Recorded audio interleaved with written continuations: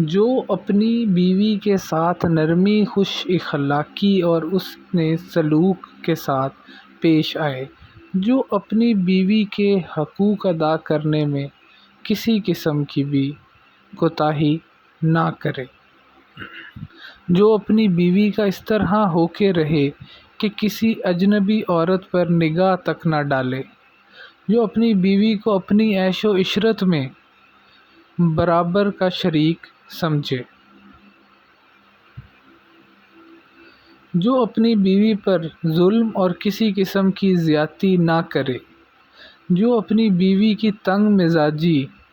اور بد اخلاقی پر صبر کرے،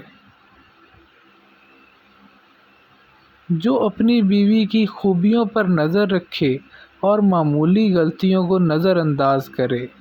جو اپنی بیوی کی مصیبتوں، بیماریوں اور رنج و غم میں